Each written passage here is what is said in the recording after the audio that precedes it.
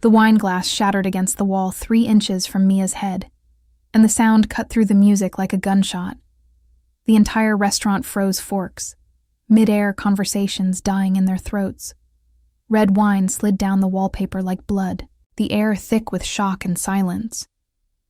Mia Decad didn't move. She just stood there, her tray still balanced against her hip, her heartbeat thundering in her ears. She could feel every set of eyes on her, but she refused to flinch, refused to give the man at the corner table the satisfaction of fear. Dominic Belfort. The name alone carried weight through Chicago's underworld, the kind of weight that made people disappear if they said it wrong. He sat there perfectly still, his tailored suit sharp as a blade, his dark eyes fixed on her with the calm of a man who could burn cities without raising his voice. Everyone at Lucho's knew who he was and what happened to those who disrespected him. Everyone except apparently the waitress who had just challenged him. For a long breath, no one moved. Then Mia set the tray down on the nearest table, leaned on it and said evenly, "You gonna throw another one? Or are you going to act like you've got some class and order your damn dinner her?" Voice was low, steady, carrying through the silence like thunder before a storm. A murmur rippled across the restaurant. Disbelief. Awe, fear. The man she was speaking to was not a customer. He was a storm wrapped in silk. Dominic's men at the neighboring tables shifted hands near their jackets ready for a signal. One nod, and this fearless girl would vanish into a rumor. Dominic rose slowly, every movement deliberate, his chair scraped softly across the marble, his shadow stretching across the floor. He was tall, over 6 feet, built like the men who did his bidding, but quieter, more dangerous. He stopped in front of her, and for a heartbeat, the world held its breath. "Do you have any idea who I am?" He asked, his tone soft, almost curious. Mia tilted, her head should eye. His jaw flexed, a dangerous flicker in his eyes. He took another step, the scent of his cologne crisp and dark closing around her like smoke. "Man, don't dare me," she said quietly, "because I've had the worst day of my life. And if you think I'm scared of you, you picked the wrong girl on the wrong night." Someone at the bar whispered a prayer. Dominic stared at her long enough for her to feel the weight of his gaze scraping against her skin. His expression unreadable. Then slowly, impossibly, he smiled. It wasn't a kind smile. It was sharp cold. Intrigue, the smile of a predator discovering a creature that refused to run. "You're fired," he said finally. "You can't fire me. You don't work here." His smile widened. "I own this restaurant, as of 3 weeks ago. So yes, I can fire you." He glanced at his watch, then back at her. "You have 30 seconds to leave before I have you removed." The words hit like a punch. She looked at the manager behind the counter, the man who'd trained her, who now refused to meet her eyes, and she knew it was true. He owned the place, and her job was gone. "Fine," she said. Untying her apron, she dropped it on the table between them, along with her tips, 43 crumpled dollars. "You know what? I feel sorry. For you." Dominic blinked. "Excuse me. You heard me? You're rich, powerful, and everyone's terrified of you. And you still look like the loneliest person in this room. That's sad." And with that, she turned and walked toward the exit. Her spine straight, her pulse trembling, her dignity, the only thing she had left. Each step echoed through the silence until she reached the door. "Wait." The word cut through the quiet like a blade. She stopped against her better judgment. She turned back. Dominic was watching, her studying her. The way a man might study a puzzle that refused to fit. "What's your name? Does it matter?" "I don't work here anymore." "Your name?" Something in his tone made her answer Mia. "Mia Decad." He nodded slowly, committing it to memory like a secret. He intended to keep you'll be hearing from me. Mia Decad. His voice was calm, but beneath it was something dark and certain, a promise or a threat she couldn't tell the difference. And as she stepped out into the cold Chicago night, she told herself she didn't care. But she did, and the echo of his words followed her into the dark, like the first spark of a fire that refused to die. Mia woke up to the sound of rain tapping against the cracked window of her apartment. The kind of cold Chicago rain that seeps into your bones and doesn't leave. She was still wearing her uniform from the night before.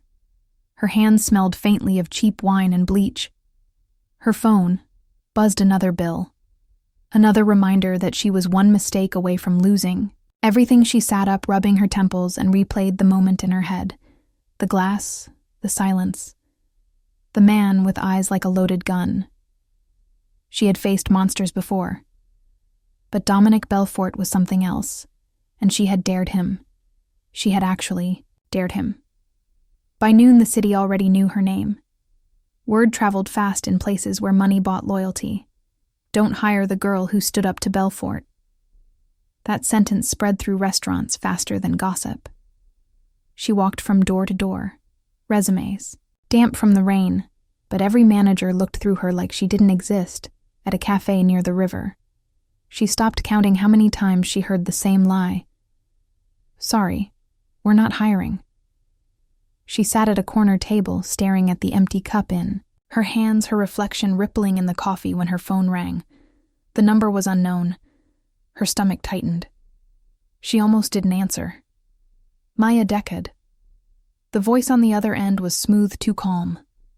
Dominic Belfort. Her pulse stumbled. What do you want? You said I looked miserable. I'm calling to find out why that bothered me. You called me to talk about your feelings. That's new for a man who throws glasses at people. He laughed. Low dangerous, you've got nerve. I'll give you that. Meet me. Tomorrow, 10 sharp, my office downtown. You're out of your mind. I'm not meeting you anywhere. Then stay broke, he said quietly and hung up. The line went dead, leaving nothing but the rain and her own ragged breathing. She told herself she wouldn't go, that she wouldn't step back into his world. But as night fell, and the rain grew heavier, the truth pressed against her ribs. Rent was due. Her savings were gone. She had no choice. Pride didn't keep the lights on. The next morning she stood in front of a skyscraper made of glass and steel, its reflection slicing through the clouds. She looked up at the top floor where Belfort Enterprises burned its name into the sky. Her heart thudded once, twice. She walked inside. The lobby smelled like money and danger. Security guards stared too long. The elevator doors whispered shut around her. When they opened, Dominic was waiting, his back to her, hands in his pockets, looking out over the city, as if he owned it. Maybe he did. He didn't turn when he spoke. You came, you made it sound like I didn't have a choice. That's how the world works, Mia. People always have a choice. They just don't like the cost. She crossed her arms. What do you want from me? He turned then, eyes dark and unreadable. Someone is stealing from me. I need someone who sees what others miss. You're not part of my world. That makes you useful. Useful for what's spying on people who could kill me. For finding the truth. He stepped closer until she could feel his breath.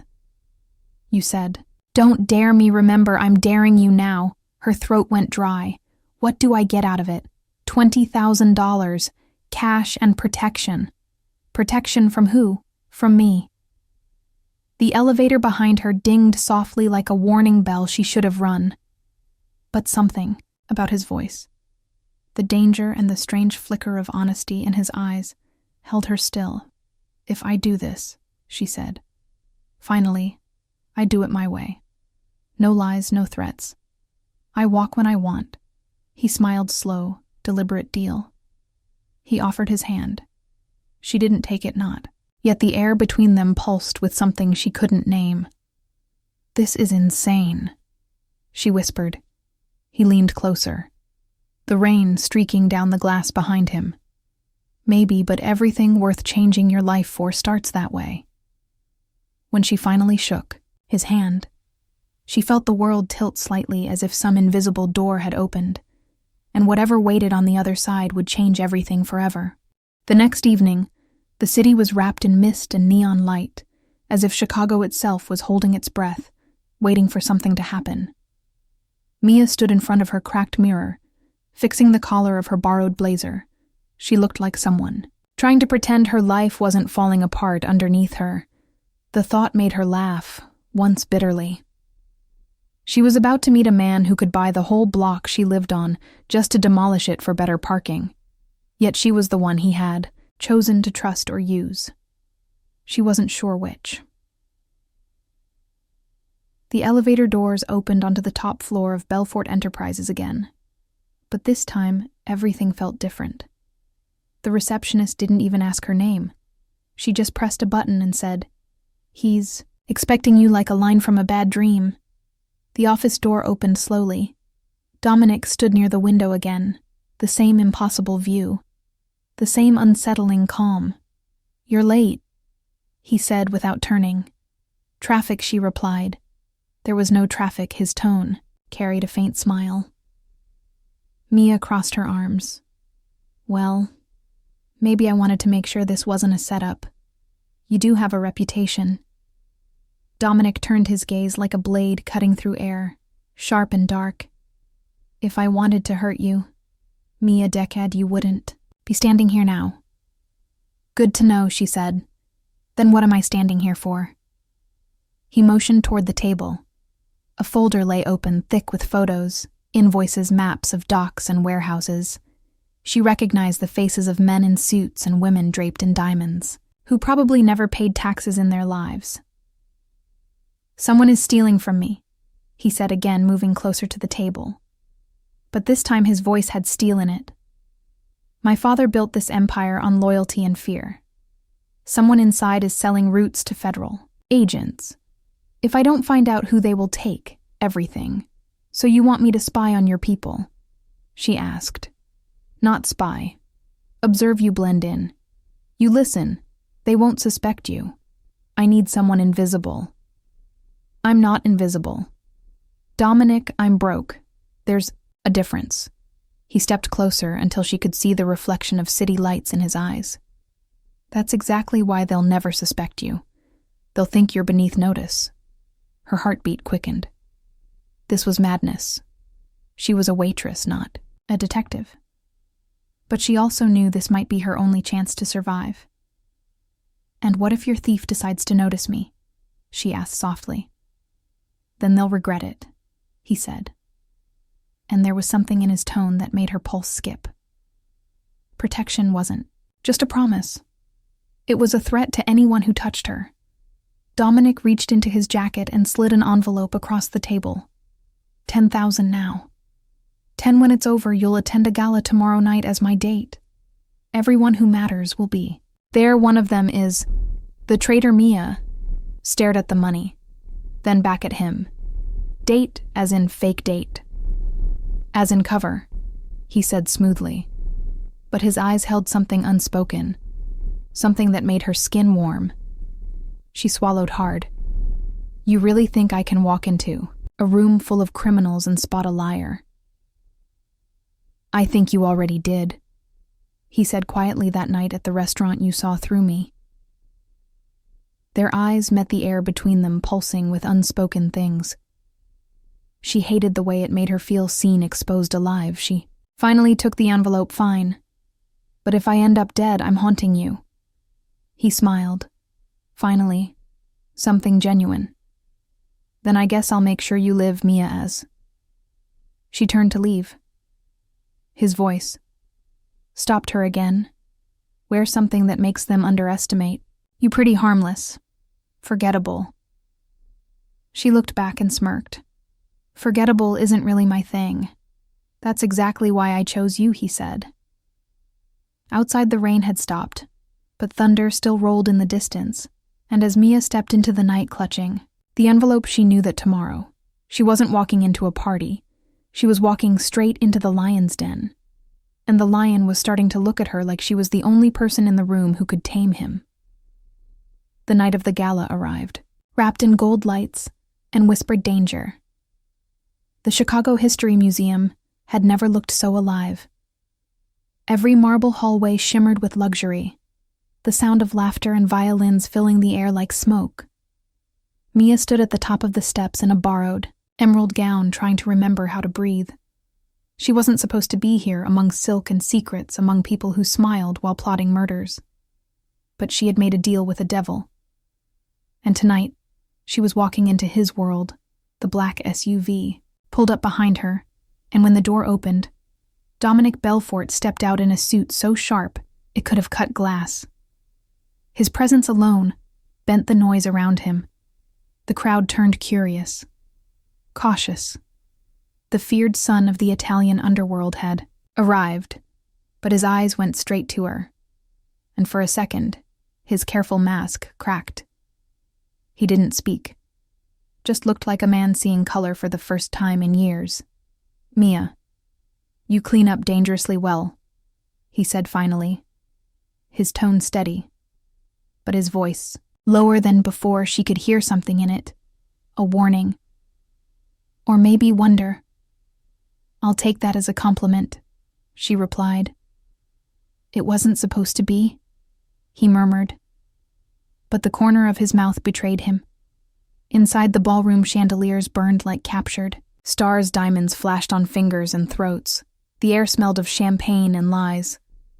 Dominic's hand brushed against the small of her back as they entered "Stay close." He said too softly for anyone else to hear. She did. Because she had to. Because the moment they stepped into that crowd, she felt eyes turning, calculating, measuring the unknown woman beside Dominic Belfort. She could almost feel them thinking, who is she? What is she doing here? How long before she disappears? He began introducing her to men and women whose smiles didn't reach their eyes. Vincent Corleone, his second in command, tall, cold. Polite, the kind of man who could shoot you mid-sentence and finish his drink without blinking. Anastasia Moetti, head of shipping, brilliant, beautiful, dangerous. The way a cobra is beautiful. Dominic's gaze lingered on her a fraction too long, and Mia noticed it catalogued it. Every detail was a clue. They circled the room, slowly, talking, laughing, pretending Dominic whispered explanations, names and power structures between sips of wine. He was testing her, seeing what she could see, what she could sense. She didn't disappoint. She noticed the accountant Thomas Prospero sweating too much, the lawyer avoiding eye contact, the woman in red checking her phone every 3 minutes. After an hour of pretending to belong, she tugged gently at Dominic's sleeve. "I need to talk," she whispered. He guided her through the crowd, out onto the museum's terrace, where the city lights sprawled like a second sky. "What did you see?" he asked. "Your accountant is terrified. Your shipping manager is nervous, but not the innocent kind. Nervous like someone waiting for a fuse to burn out, and your friend Vincent. He's watching you, not them. That's not loyalty. That's pity." Dominic turned his head, slightly studying her every word. The wind moved through his hair, his expression unreadable. "Then you're wasted as a waitress," he said softly. "You think flattery makes me forget I'm surrounded by killers?" she asked. "No," he said, stepping closer. "I think courage like yours doesn't come from nowhere." He hesitated, then added, "My father trusted the wrong person once it cost him his life." Mia's voice softened. "How old were you? 19? "I watched him die in our kitchen." He said it simply, but she could feel the ghost of that moment in his words. She reached out without thinking, resting her hand on his. His fingers stiffened, then slowly turned under hers. Their palms met. "I'm sorry," she said. He stared at their joined hands, like he wasn't sure what comfort felt like anymore. "Why do you touch me? Like you're not afraid?" he asked. Because I'm not everyone. She replied quietly. For a second, the city disappeared. There was only them. The faint hum of electricity between two people who should have been enemies but weren't. Whatever this is between us, he whispered. It's a bad idea. The worst, she admitted. Their faces were inches apart when the terrace doors burst open. Vincent appeared breathless. Boss, we've got a problem. 2 of our warehouses just got raided by the FBI. He paused, eyes flicking to Mia. Someone tipped them off. Mia's stomach dropped. Dominic's gaze hardened the spell. Broke, you think it's me? She demanded. Vincent's tone was cautious. It's a strange coincidence that you show up and we get raided 12 hours later. Dominic's jaw clenched enough. He said. The room fell into silence. Even Vincent obeyed. Mia looked at Dominic, hurt and anger twisting inside her. You said you trusted me? Prove it. He held her stare long enough for her to see the war behind his eyes, then said to Vincent, She stays under my protection. Clear. Vincent's lips pressed into a line. Clear, boss, but if you're wrong, it'll cost all of us. Mia exhaled shakily. Dominic turned back to her. His eyes unreadable. This night isn't over, he said softly. We're just getting started. Somewhere behind them the music started again, but the sound was different now. Sharper. Like the beginning of a storm waiting to break. The rain returned before dawn, washing the city in silver and shadow. Dominic hadn't slept. His empire was shaking, and every drop that hit the glass of his penthouse window felt like a countdown to war. He stood with his back to the skyline, his phone pressed to his ear. Luca's voice came through static, tight with exhaustion.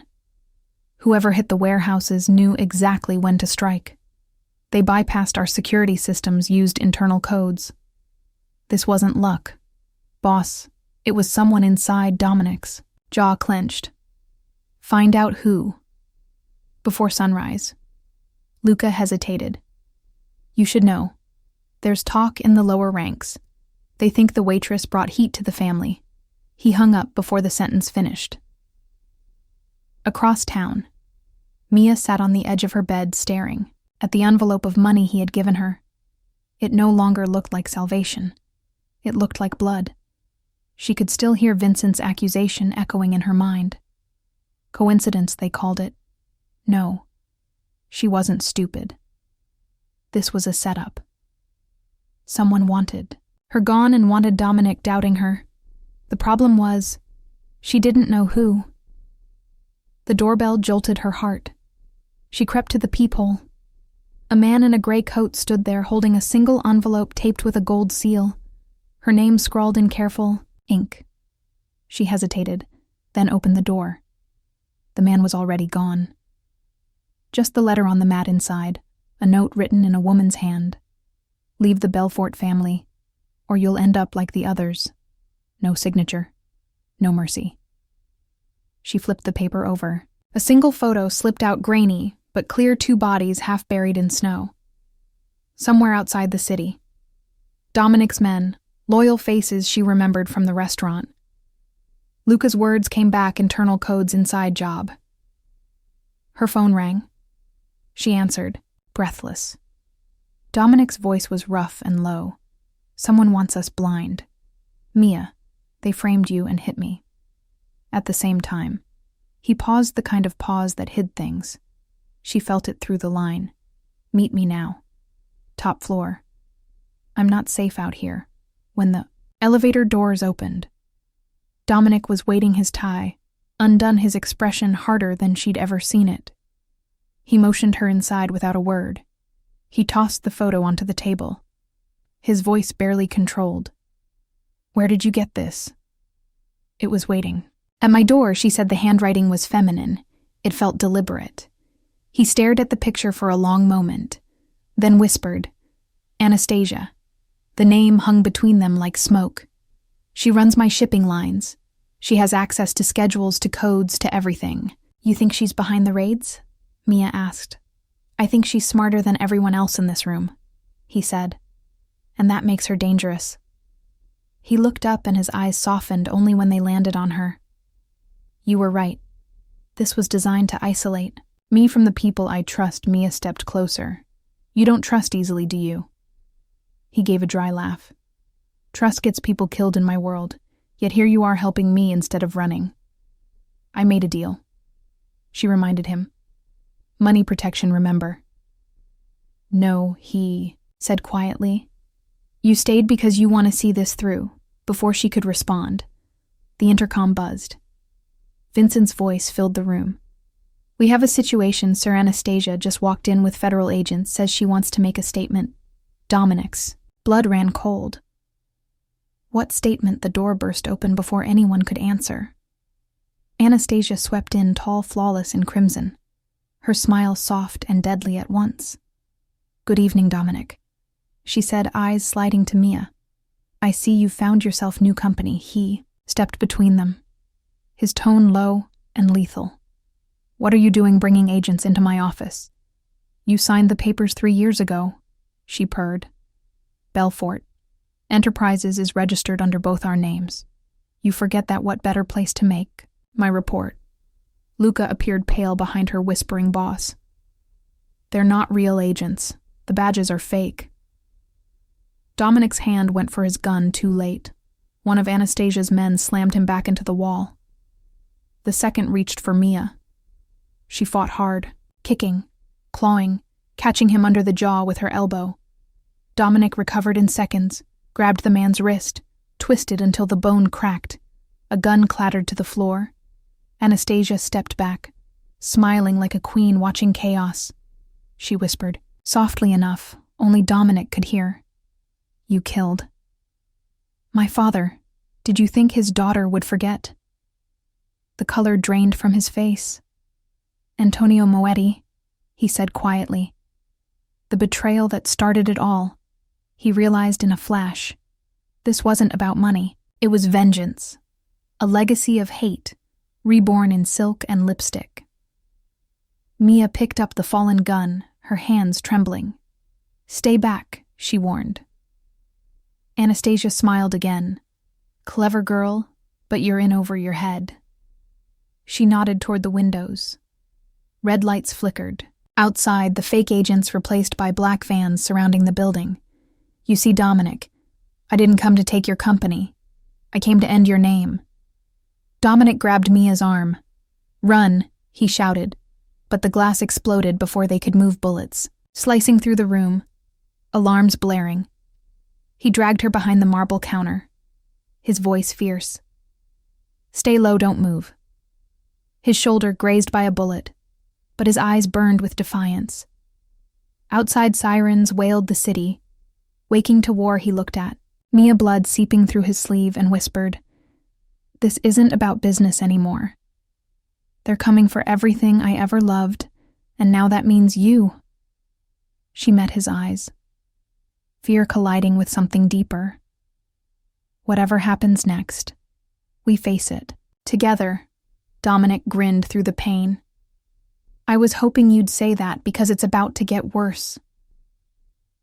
Another explosion ripped through the night, the skyline trembling, and somewhere beyond the smoke, a new truth waited to be revealed, one that would tear open every lie that held them together.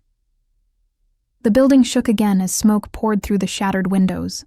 Alarms screamed and red lights flashed across the marble walls. Dominic grabbed Mia's wrist, pulling her through the chaos. Stay with me, he shouted, his voice barely cutting through the noise. They ran through a side corridor, the air thick with gunpowder, and the stench of betrayal behind them. Anastasia's men moved like shadows, relentless, disciplined. This wasn't just revenge, it was execution. In the parking garage below the elevator opened to a war zone. Cars burning bodies on the concrete. Dominic's men returning fire from behind pillars, bullets sparking against steel. Luca spotted them. Boss, you're bleeding, he yelled. But Dominic waved him off. Get her out of here, he ordered. No way. Mia snapped.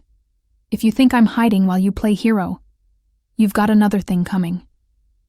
A black sedan screeched around the corner, riddled with bullets Dominic fired. 3 clean shots through the windshield. The car spun and crashed. He turned to Mia, furious and awed all at once. "Who taught you to talk to me like that?" She raised the gun she'd taken earlier. Maybe the same guy who just saved your life. They reached. An armored SUV. Luca jumped into the driver's seat. The tires screamed as they tore through the exit ramp. Anastasia's people followed in black vans, guns flashing in the rain. The night exploded with sound. Dominic aimed out the window, returning fire. While Mia reloaded with shaking hands, the whole city seemed to tilt around them. The skyline a blur of flame and glass as they sped onto the freeway. Mia shouted over the noise. She said, "You killed her father. Is it true?" His eyes stayed on the road ahead. The muscles in his jaw locked. "He killed my father first, Antonio. Moetti betrayed us, sold our roots to the feds. His greed cost hundreds of lives, including my own blood. I was 19 when I found him, and I didn't hesitate."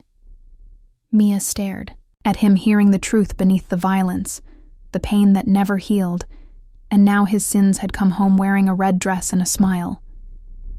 When they reached the safe house on the edge of the city, the storm had broken, lightning splitting the sky. Dominic's men surrounded the compound, weapons drawn, scanning every shadow inside the concrete bunker. The air smelled of rain and fear. Luca slammed the steel door shut. "The boss is compromised. He said someone inside fed her. Our movement." Dominic's face hardened. "So find them." Luca nodded, already calling in names and orders. Vincent appeared moments later, soaked from the storm, his eyes full of warning. "The organization's splintering, boss. Half the men think you've lost control. Anastasia promised them power and money. And they believe her." Dominic slammed his fist into the wall. "Let them believe it. I built this empire from blood. They'll learn what happens when they mistake mercy for weakness." Mia watched him pacing like a caged predator. His hands stained red, his breath coming fast. He looked less like a king and more like a man, cornered by ghosts. "You can't fight everyone," she said softly. He turned sharply, his eyes meeting hers. "I don't fight everyone, just the ones who betray me." She stepped closer. "You can't win this with bullets.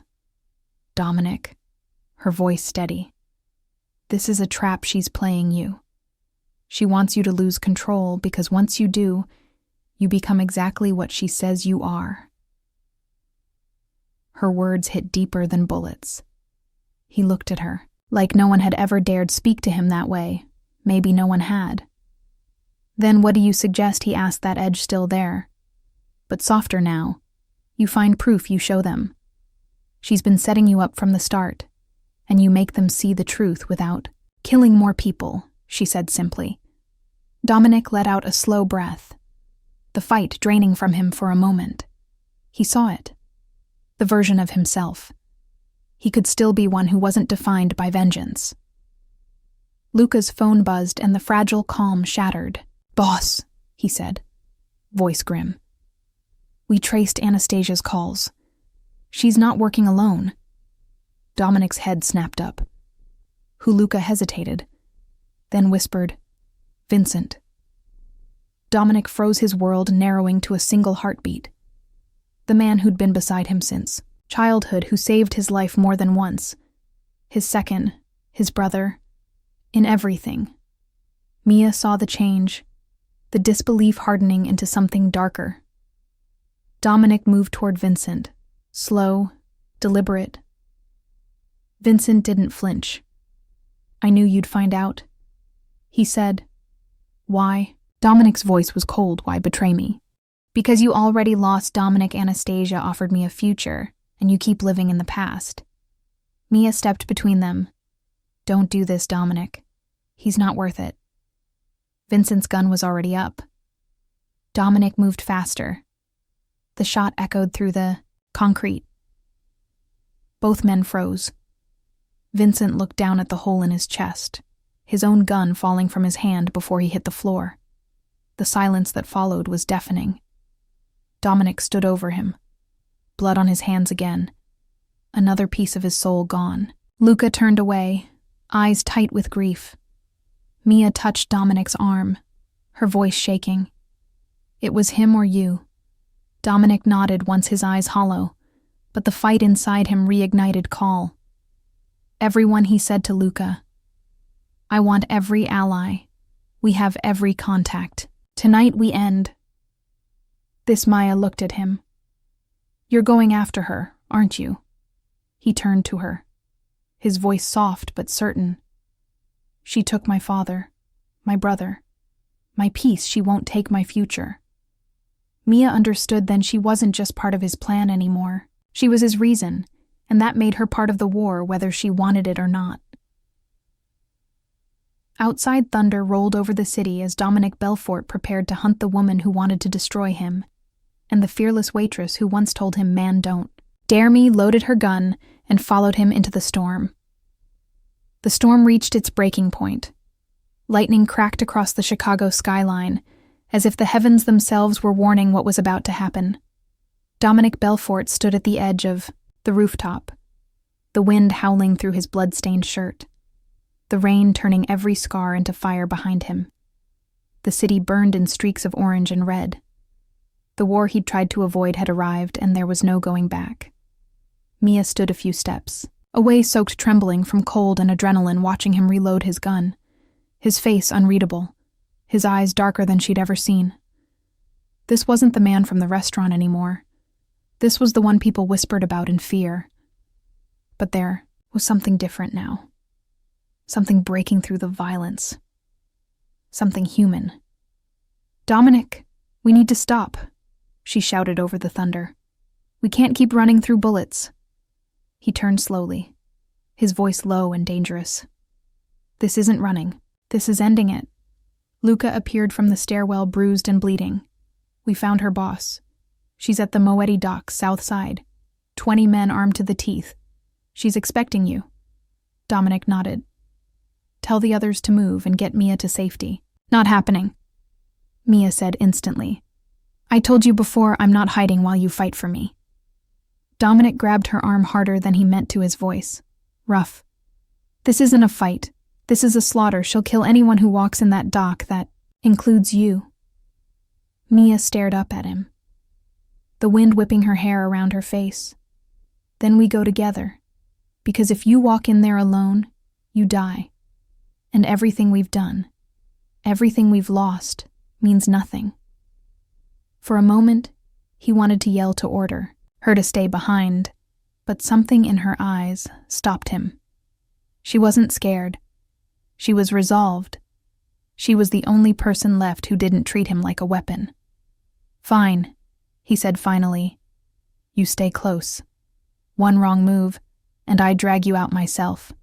They moved through the rain to a waiting convoy, 6 black SUVs cutting through the flooded streets. Luca drove the lead car. Dominic sat beside him, eyes locked on the road. Mia in the back, holding her gun tight every turn. Every flash of headlights felt like a trap. She could feel it in her bones. Anastasia wasn't just waiting. She was playing with them. The docks rose from the fog like a ghost town, the water black and endless, the air thick with gasoline and rot. Dominic's men fanned out through, the shadows' weapons ready. The silence was unnatural. Too perfect, too calm. Then a voice echoed from the loudspeakers. Calm, soft, feminine. "Welcome home. Dominic, Anastasia." Moetti stepped from the upper deck of the warehouse, her red dress aflare against. The darkness-armed men surrounded her, but she looked like she owned the storm. "Dominic Belfort. She called you came to finish what you started." Dominic shouted back. "I came to end this. You betrayed my family, murdered my father's name. And now you hide behind ghosts." Her laugh cut through the night. "Wrong, Dominic. You killed my father. You built your empire on his blood. You took everything from me, and now I'll take it all back," Mia whispered to Dominic. "She's stalling. She's got snipers." He nodded already, signaling Luca, who whispered into his radio. The wind shifted, and the sound of rifles cocking filled the air. Then the first shot cracked. Glass exploded. A man dropped, screaming. Chaos erupted. The night lit up with gunfire. Dominic pulled Mia behind a stack of crates, bullets tearing through metal. He returned fire, his movements precise, controlled, ruthless. Mia's heart pounded as she ducked beside him. "Dominic, we're pinned," she yelled. He reached over, grabbed her hand, steady and strong. "Trust me," he said. He waited 3 seconds, then 3 more, counting the rhythm of gunfire, then rose and fired 2 perfect shots. Both snipers down. She stared at him, stunned. "How the hell did you know?" He gave a grim smile. "Because I taught them how to shoot." The silence after was heavy, broken only by the crackle of fire spreading through the dock. Dominic motioned forward, his men advancing. They stormed the warehouse, clearing room after room, but Anastasia was gone. The back door wide, open, leading toward the pier. Mia followed him out through the smoke. She saw movement, a figure running toward a boat she's escaping. Dominic sprinted after her, the rain slamming against his face as if trying to stop him. Anastasia turned halfway, across the pier, raising her gun, her voice trembling. "This was never supposed to be you. It was supposed to be your father." "Not you." Dominic slowed his gun. "Steady drop." "It, Anastasia, drop it." "Now." She hesitated, tears mixing with rain. "You don't get to. Tell me what justice looks like. You stole my family." Mia appeared behind Dominic, shouting, "Stop, both of you, stop this. Now, Dominic, she's not worth your soul." Anastasia fired. Dominic moved. Mia screamed. The shot missed by an inch, and Dominic tackled. Anastasia both crashed through the wood railing into the black water below. Mia ran to the edge, staring into the storm. "Dominic." She screamed no answer. She dropped her gun and dove without thinking. The cold hit like a blade she searched through. The darkness until her hands found him, dragging him up. Gasping, choking, the boat lights above flickered, then exploded. They pulled themselves onto the broken dock, both coughing, both alive. Anastasia gone, the storm fading. Dominic looked at her, soaked, hair plastered to her face, his hand trembling against her cheek. "You saved me." She smiled faintly. "Man, don't dare me." He laughed. Breathless, half broken, half alive. But somewhere in the distance, a single engine started the sound of another boat cutting through the dark. And Mia realized Anastasia wasn't finished. The war wasn't over. It was only changing shape. And the next move would hit closer than either of them could imagine. The next morning, the city woke to headlines of fire at the Moetti, dock smoke still rising from the south side. Dominic's empire was bleeding, but not broken. He sat in the dim light of his penthouse, a towel pressed to the wound on his arm, staring out across Lake Michigan. The rain had stopped, but the storm inside him hadn't. Mia stood near the window, wrapped in one of his shirts.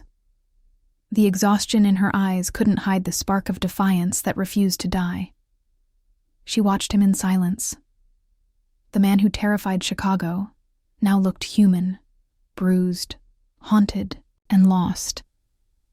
Finally, she said quietly, "She's not gone. You know that Anastasia doesn't disappear, she plans. She rebuilds." Dominic didn't look up.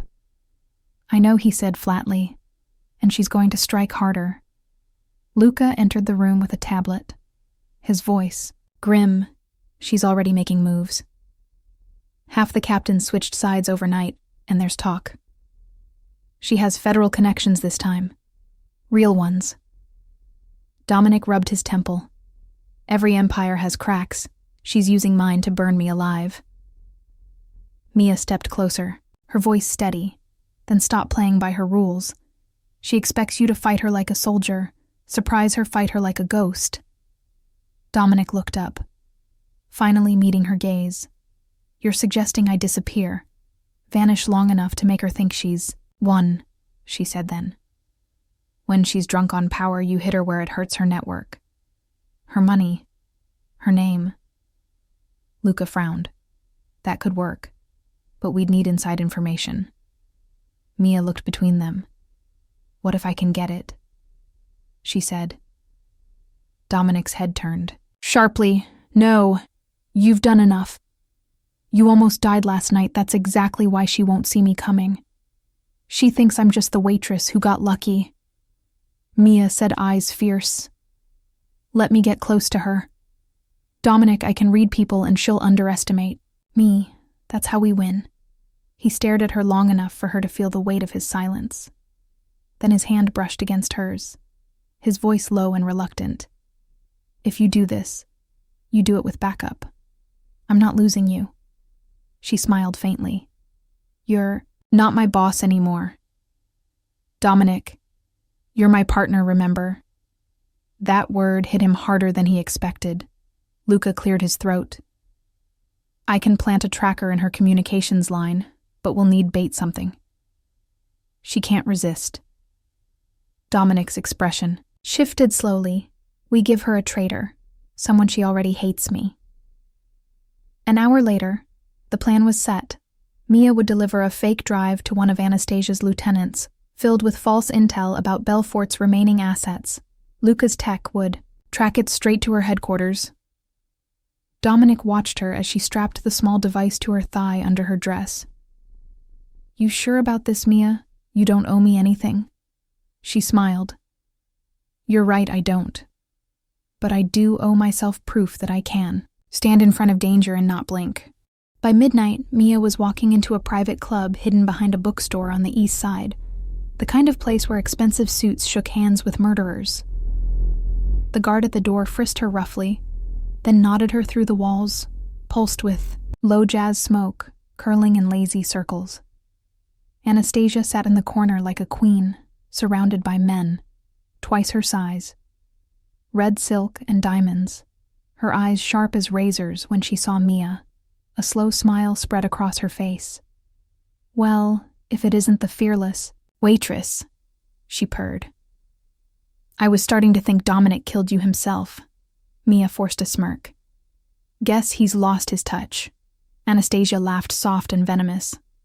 What brings you crawling back to me, survival? Mia said, handing over the drive. Dominic's falling apart. Everyone's turning on him. Figured I might as well sell the information before his empire collapses. Anastasia took the drive, twirling it between her fingers, her eyes studying Mia like a cat with a wounded bird. You think I'm stupid enough to believe that Mia met her gaze? No. I think you're smart enough to know truth when you see it. For a moment, the world held its breath. Anastasia gestured to one of her men. Check it. The man plugged it into a laptop, numbers and documents, filled the screen exactly as planned. False but convincing. Anastasia leaned back, tapping a nail against her glass. Impressive.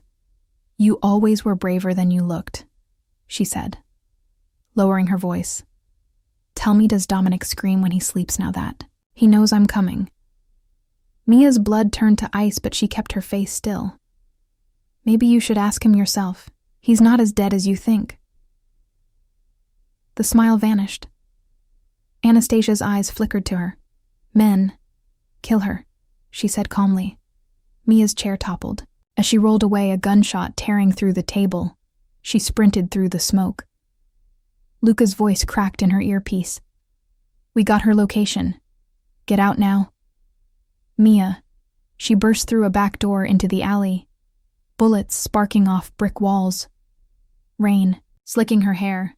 Dominic's SUV roared around the corner door, flung open. Get in, he shouted. She dove inside as glass shattered behind them. Luca gunned the engine. The city lights flashing past. Dominic reached over, pulling her close, his heart hammering. You're insane, he whispered. You almost got yourself killed. She looked up at him, breathless and grinning. But did it work? Luca checked the tracker signals live, boss. We have her base. She's in the old Moetti mansion, North Ridge. Dominic smiled, for the first time that night. Good, he said. Because by dawn this ends. Mia leaned her head against the seat, whispering half to herself. Man, don't dare me, because you're about to see exactly how far I'll go for you. The Moetti mansion rose from the fog like a dark promise, its stone face eaten by ivy and memory. Headlights cut through the mist as Dominic's convoy slid into the long gravel drive, engines whispering like predators. Mia's hands were steady on the gun at her hip, not because she wasn't afraid, but because fear had a shape now, and she could name it. They moved like hunters through the ruined gardens, shadows stretching long and thin across statues with missing faces. Vincent rode point, eyes sharp, every breath measured. Luca at Dominic's shoulder, a rock of calm. The rest of the men like coiled steel behind them. The front door swung open at Dominic's touch, and the stale air inside smelled of old plans and older betrayals. Rooms yawned wide and empty, chandeliers dangling like forgotten crowns. And somewhere in the house, someone was waiting with a grin meant for blood. Anastasia had turned her family home into a fortress and a theater. Every corridor, a potential stage for a trap. Mia stayed close to Dominic, her ankle brushing his whenever the path narrowed, and each touch was a small electric agreement that whatever came next, they would face it together. They reached the main hall, where the floor was still littered with the remains of a life that had once been ordinary, and Luca signaled them to spread out and sweep the place Mia moved through like a ghost, listening to the house the way she had learned to listen to people. The creaks and sighs telling stories she could read if she wanted to. A door at the end of the hall clicked. A soft, deliberate sound that could have been a trap or an invitation. Dominic's hand tightened on the pistol he carried like a promise, not a threat. They moved toward the sound, and Anastasia stepped from behind the curtain, red silk clinging to her like anger, her face a mask of triumph and exquisite pain. You came, Dominic, she said, and the word was a blade made of silk and memory. You came to finish what my father started and to die with the rest of his sins. Dominic's voice was low and steady, not cruel, not tender, just the voice of a man who had learned how to answer the world without flinching. I came to end this, not to die for it. Anastasia laughed, a brittle thing that fell apart in the air and became small, her lieutenants appearing from rooms like wolves from caves, their guns raised and eyes hungry for the last breath of Dominic's empire. Mia stepped forward, and the men shifted to block her instinctively, but Dominic's hand stayed where it was, steady and sure, a quiet force that told them she was not collateral anymore. She was his. You think you can take my life and my name and stitch your father's wounds with mine, she said. You think spilling. Blood will fix the past. Blood doesn't fix anything, Dominic answered. But it creates legacies of empty graves and children who learn to hate for work. I won't teach anyone to hate in my name again. Anastasia's hand went to a hidden pistol, and the world narrowed to the flash of metal and the flash of Dominic moving, like a man who had trained his whole life for this moment. The first shot rang sharp, and then the house became a thunderstorm of violence. Bodies falling, shouts, the smell of hot metal and old perfumes mixing terrible and real. Mia's breath moved in time with the chaos, ducking behind a column, firing when she could, the gun heavy in her palms and familiar in a way she never thought possible. She saw Dominic across the hall, every movement precise and cruel, with the grace of someone who had once been a son and was now something else entirely, a man remade by loss and choice. Anastasia fought like a woman possessed by a ghost, every strike a prayer and a curse, and when Mia saw the look in her eyes, she understood that revenge had a price, and Anastasia was willing to pay, until there was nothing left of her to love. Vincent tackled a guard, and for a moment the world held its breath, the sound of Tiffany glass breaking like a bell. Then Luca's voice cut through, telling them to converge, to move, to finish it. Before the house swallowed them whole, Mia edged toward the library where she had glimpsed movement earlier, every step measured, listening for the rustle of the dress, the click of a safety being released. She rounded the shelves, and there Anastasia stood with a pistol trained and a childlike fury on her face, as if the world had finally told her the truth, that pain was not the same as justice. "Drop the gun," Mia said. Not a plea, but a command. "My hands are steady, and so is my heart. You don't have to make this your last scene." Anastasia's laugh cracked. It was tired and thin. "You think you'll stop me, Waitress? You think you can stand between me and what I was?" Born to do, Mia's reply was a whisper that felt louder than any gunshot. "I'm not a waitress here. I'm the person who chose to stand in front of you, and I choose to end this cycle right now." The gun fired then, and Dominic moved like a shadow, taking the bullet but not the revenge.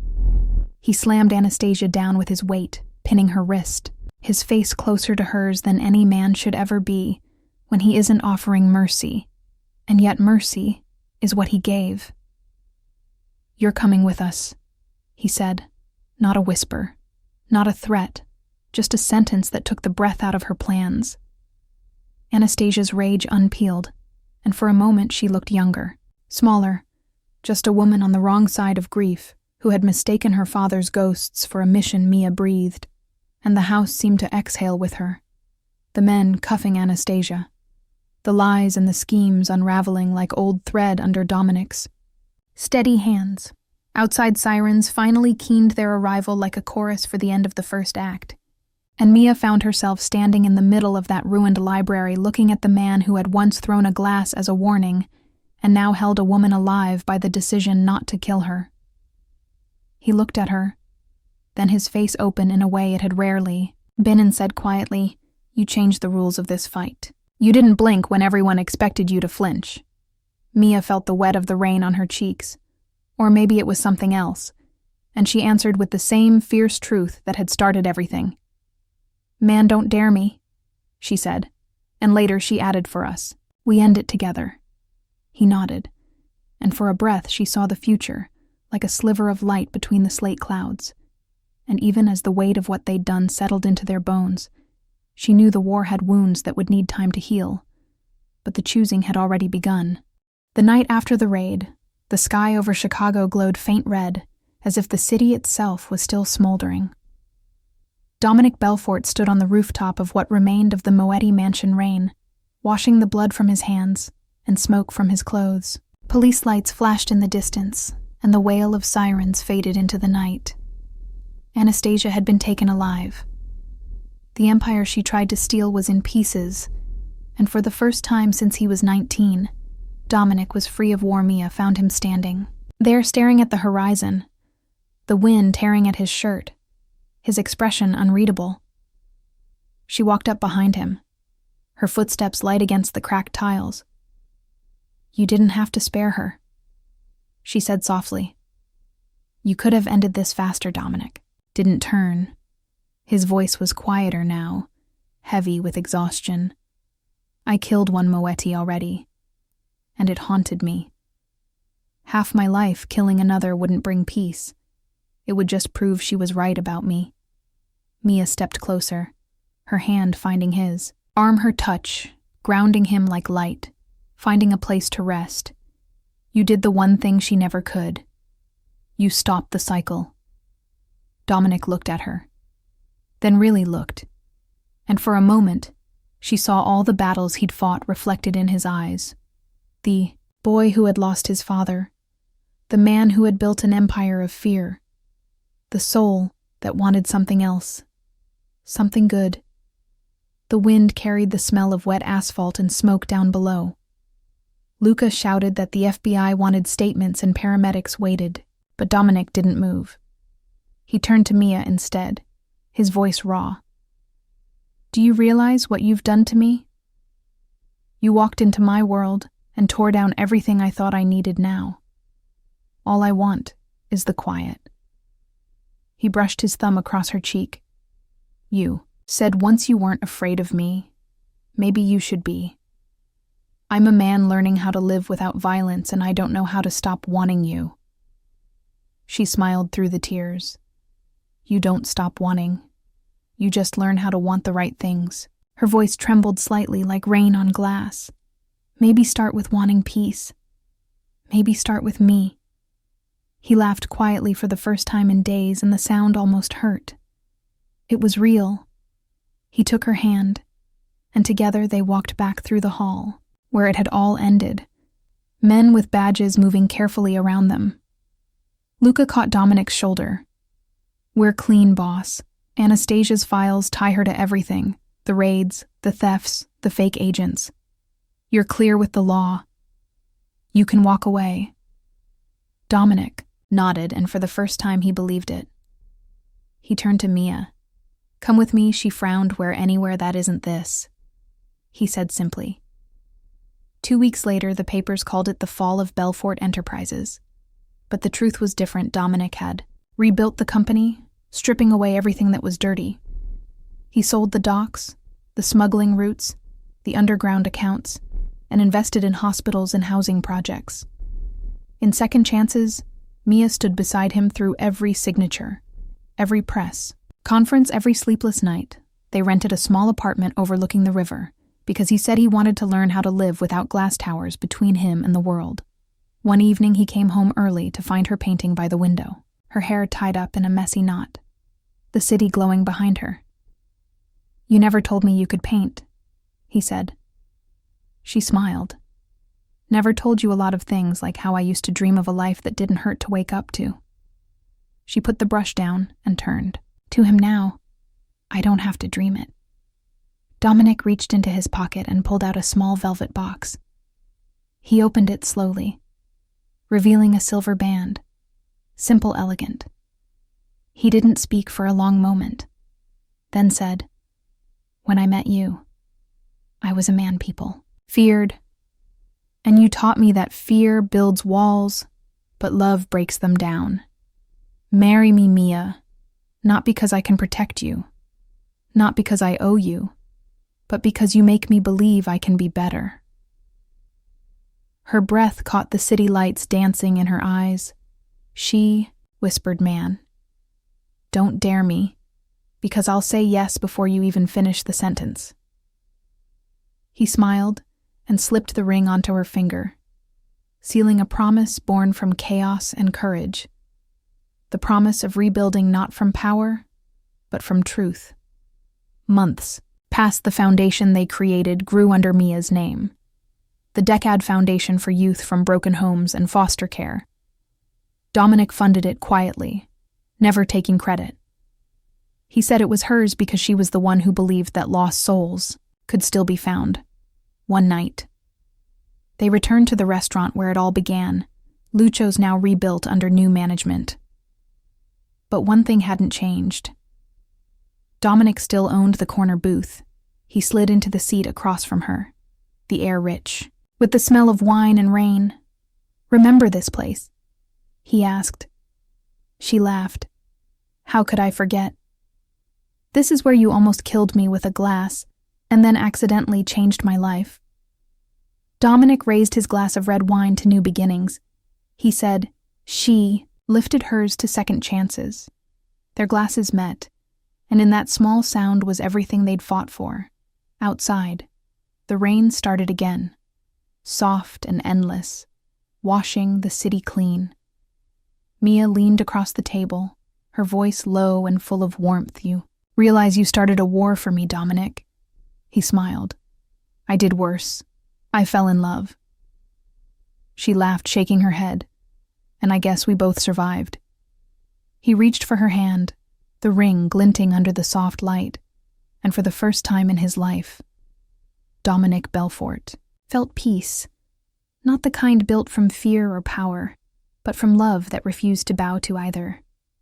As they left the restaurant hand in hand, the rain shimmered like silver threads across the pavement behind them. The city hummed alive again, not because of what they destroyed, but because of what they dared to build. And in that quiet, Dominic looked at her and said softly, "Man, don't dare me." She smiled, "You already did." And look how it ended. They walked into the rain together. Two survivors who turned defiance into love and found that the most dangerous thing in the world wasn't power or money. It was hope.